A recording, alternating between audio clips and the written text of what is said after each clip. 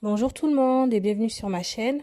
Pour ceux qui m'écoutent pour la première fois, je suis une infirmière et je suis passionnée par tout ce qui est nature et bien-être et je serai ravie de partager avec vous toutes mes astuces de beauté, cuisine, santé qui se trouvent d'ailleurs dans ma playlist, donc n'hésitez pas à y aller, ainsi que d'autres thèmes instructifs liés à mon métier. Aujourd'hui, je vais parler des stages infirmiers et je vais vous donner quelques conseils pour savoir comment réussir son stage. Pour ceux qui sont infirmiers ou qui sont étudiants infirmiers, savent que c'est très difficile par moment lorsqu'on va en stage. On n'est pas souvent très bien accueilli. Et même le rythme de travail entre réviser les cours, réussir ses stages, c'est un peu compliqué. Donc moi, je fais ces petites vidéos pour vous donner quelques conseils à toutes celles qui m'écoutent et tous ceux qui m'écoutent. Et enfin, c'est les conseils que j'aurais aimé avoir en fait avant de partir en stage. Généralement, quand on arrive en troisième année, on est plutôt rodé. Du coup, c'est surtout pour les premiers stages de première, deuxième année, et même pour les stagiaires aides-soignantes, ça pourra vous aider. Alors, le premier conseil que je vous donne, ce serait de préparer en avance votre arrivée en stage. C'est-à-dire, par exemple, si vous savez que vous êtes en stage en chirurgie, en oncologie, en maternité ou autre, ce serait bien de réviser les cours qui correspondent à votre lieu de stage. Ensuite, ce serait bien de faire aussi un tour sur leur site internet, juste pour voir le service, comment, de quoi il est composé, par exemple, quel type de pathologie vous allez avoir, le type de patient aussi. Et si vous n'avez pas encore fait les cours concernant ce domaine-là, vous allez tout simplement regarder soit un peu sur internet, sur les sites infirmiers.com. Et si vous avez par exemple un mémo infirmier, d'ailleurs ce serait bien d'acheter un mémo infirmier où vous avez la référence de tous les cours que vous allez avoir pendant les 3 années à venir. Et vous lisez juste un peu pour voir à quoi ça correspond. Tel type de domaine, par exemple, qu'est-ce que c'est la chirurgie viscérale, la chirurgie orthopédique, etc. Le fait d'avoir un petit aperçu sur le domaine d'activité que vous allez avoir, ça va vous permettre à vous déjà d'être beaucoup plus à l'aise le premier jour de votre stage et surtout vous allez faire la différence par rapport à d'autres élèves. Si vous arrivez déjà en première année, deuxième année, vous savez à peu près comment est agencé un peu le service, franchement c'est top. En tout cas, nous on aime avoir des élèves qui sont comme ça. Le deuxième conseil, ce serait tout simplement de vous présenter à chaque nouvelle personne que vous rencontrez dans le service. C'est très important de se présenter parce que en fait, vous allez pouvoir découvrir la fonction de chaque employé dans l'hôpital. Par exemple, si vous vous présentez par hasard au médecin du service, etc., vous allez marquer des points auprès de lui et ça va vous permettre, par exemple, de pouvoir participer à des entretiens ou même aller au bloc opératoire avec le médecin qui aura sympathisé du coup ce jour-là avec vous parce que vous vous êtes présenté.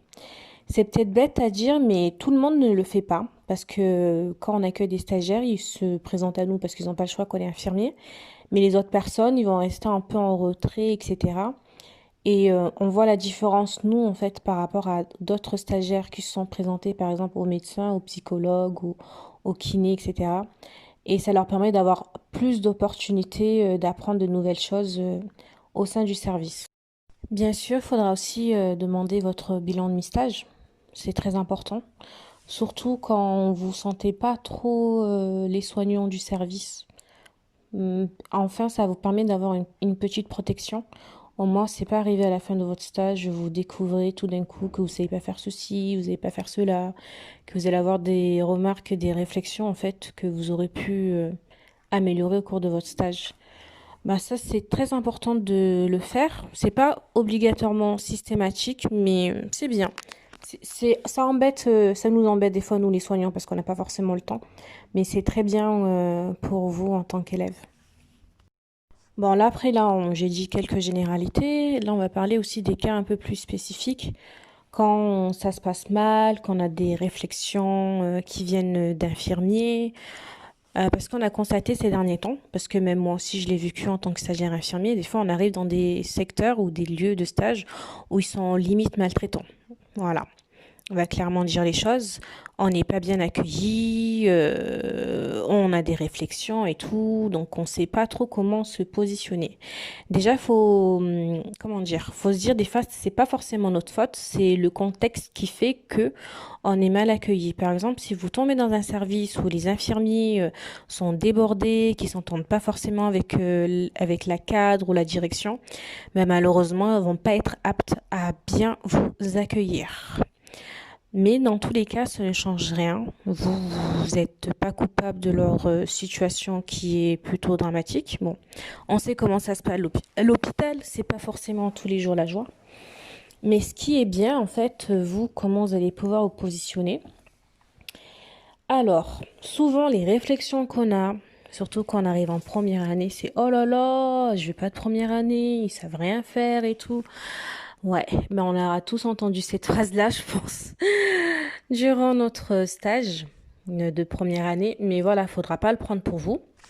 Et aussi, si vous voyez vraiment que l'infirmière ne vous calcule pas, n'hésitez pas à solliciter les aides-soignantes en fait. Franchement, elles sont top, les aides-soignantes, surtout avec les étudiantes infirmières et tout.